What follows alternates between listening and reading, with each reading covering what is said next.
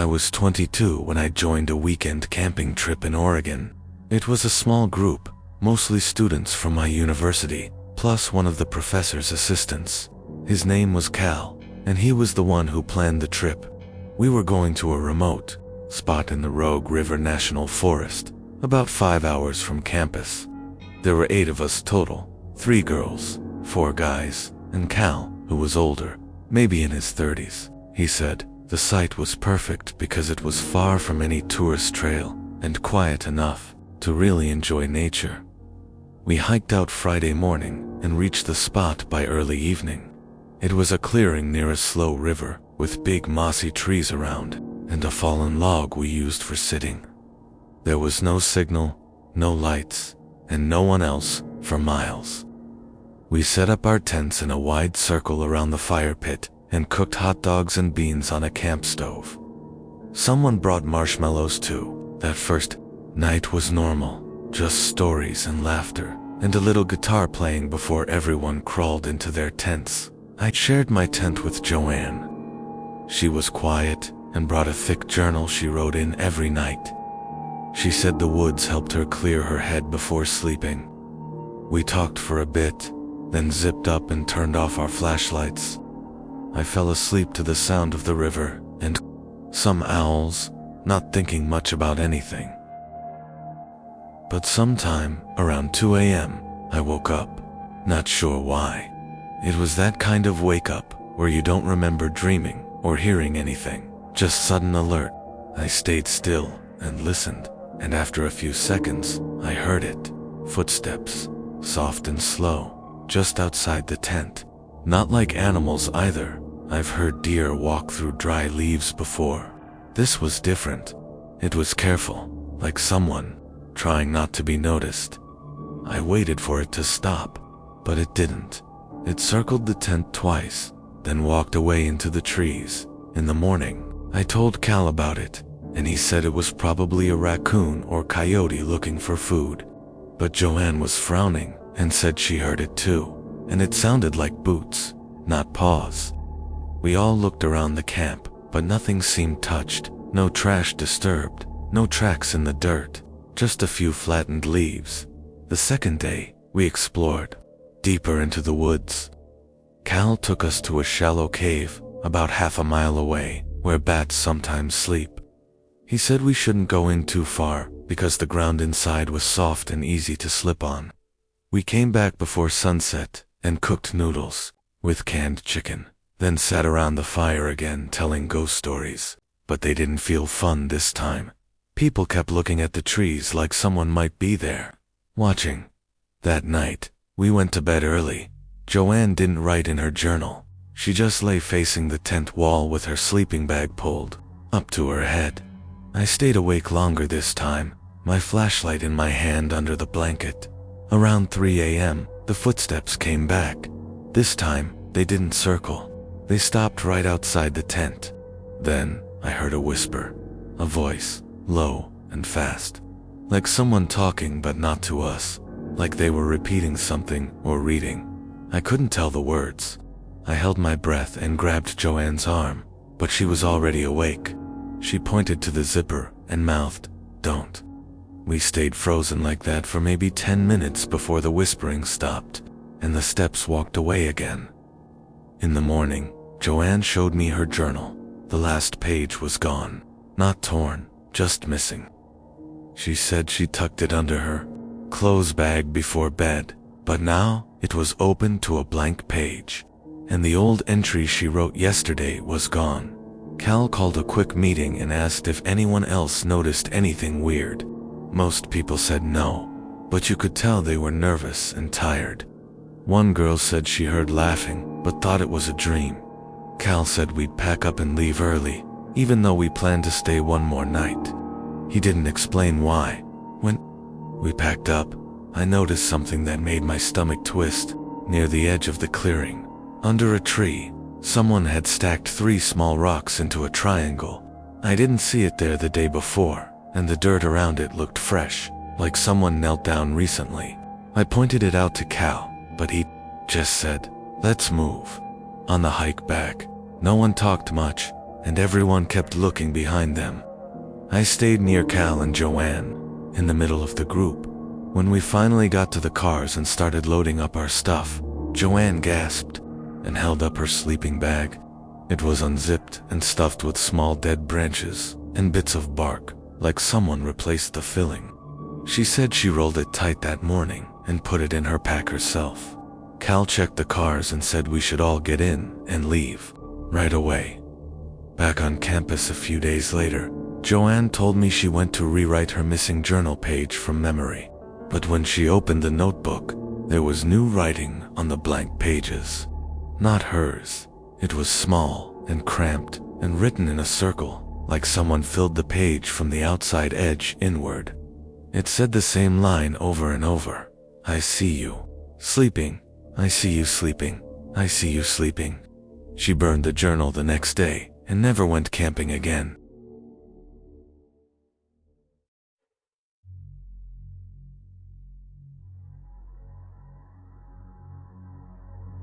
This happened to me in the summer of 2021. Me and two of my best friends, Tyler and Nick, decided to do something spontaneous and go on a 3-day camping trip. We were all in our mid-20s, had decent jobs, and figured we deserved a break.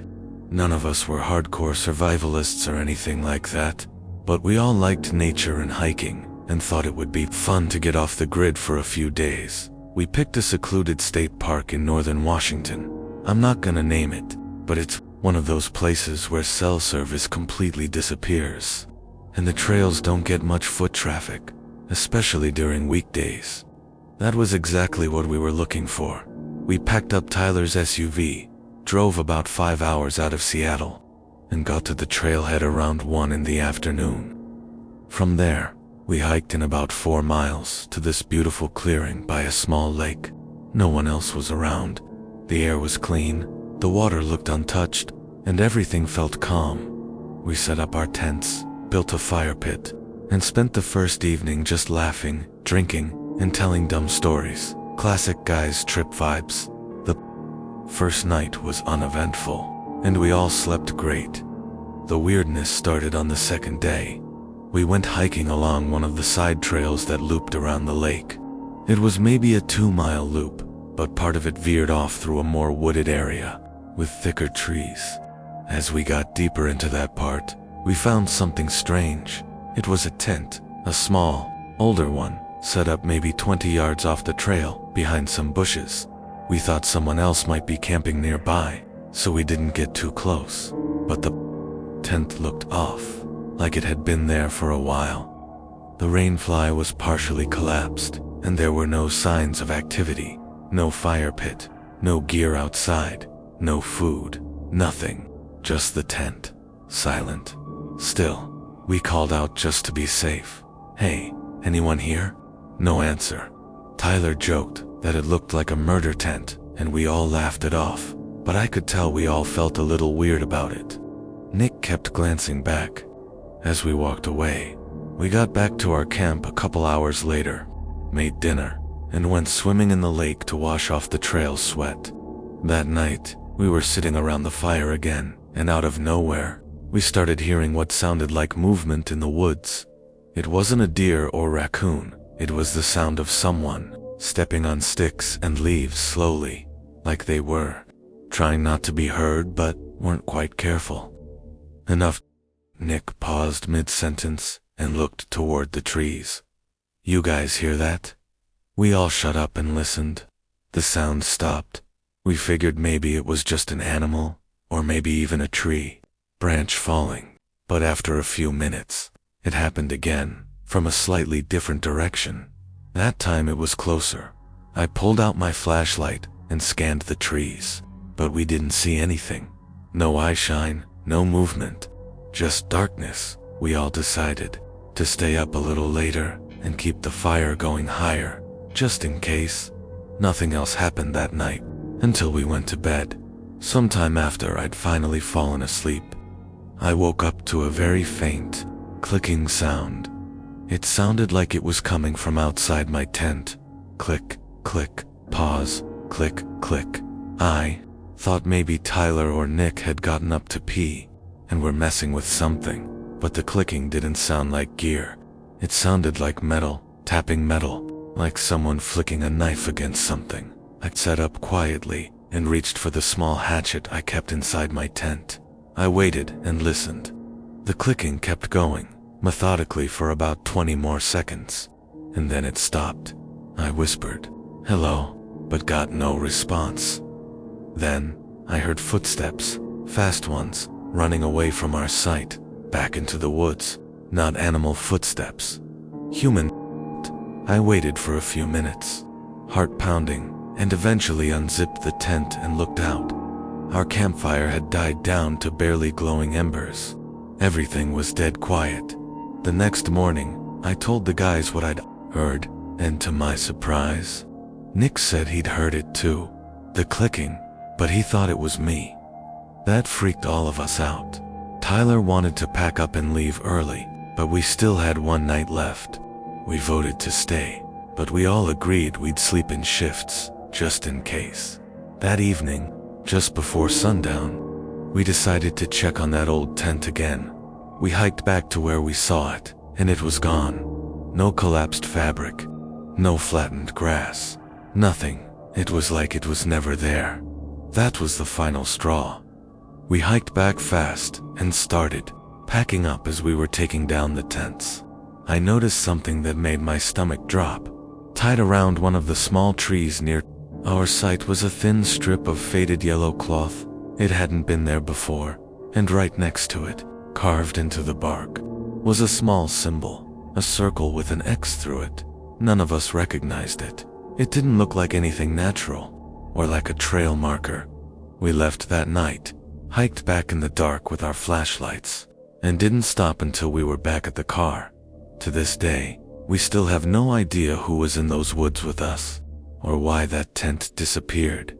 But I think about that clicking sound often, the way it felt like someone was announcing they were there, just outside my tent, watching.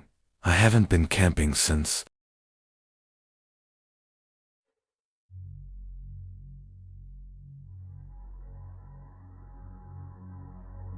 They say, the forest has eyes, that when you walk its trails, something walks just behind you. For these three friends, that saying turned out to be true. This is a true story submitted by a man named Darren, who, along with his childhood friends, Cole and Jordan, learned the terrifying price of curiosity on a late summer camping trip deep in the wilderness of Washington state. It was late August, a time when the days are still long, but the nights grow colder. Darren and his friends had driven hours into the national forest to disconnect from technology, from people, from everything. They found a spot miles from any designated campsite. No fire pits, no signs, just trees, silence, and the cold breath of the mountain wind. Their first night was normal. They laughed, cooked over the fire, and shared stories under the stars. But after midnight, something changed. They heard its twigs, not animals, not the wind. Deliberate, heavy, footsteps, pacing, just out of sight. Cole muttered, "It's probably just deer," and they brushed it off. But something about the pattern it was circling, watching. The next morning, Darren stepped out of his tent and froze. There were marks, bare footprints, human, not theirs, wider, flatter, and not fresh. The edges had dried, but they hadn't been there the day before. They explored the woods a bit, trying to shake it off. Found a creek, some strange rock stacks, almost relaxing, until they found something else. A deer carcass. But this wasn't killed by an animal. It was mutilated, almost ritualistically. No blood, just dried meat, cracked bones, and something worse. Carved into its hide, a crude symbol, a spiral with sharp edges and lines like teeth. They agreed to pack up and leave the next morning, but they wouldn't make it that far. They didn't speak much, just sat close to the flames. The woods were dead quiet, no crickets, no owls, just a pressure, as if the darkness itself was listening. Then it started again, footsteps, but this time, they weren't alone. Darren spotted something behind a tree, just for a second. Tall, pale, naked skin, no clothes, no hair, and its face long and smooth, like skin pulled tight over a skull. No eyes, just darkness where the sockets should be. He shouted, and it vanished. Cole and Jordan saw it too.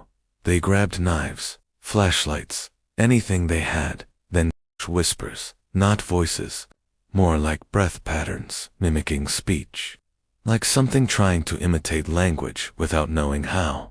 They shined their lights into the woods, movement, inhumanly fast, darting between trees. But here's the worst part. There were two of them, mirroring each other, staying just out of range, as if stalking them, as a pair.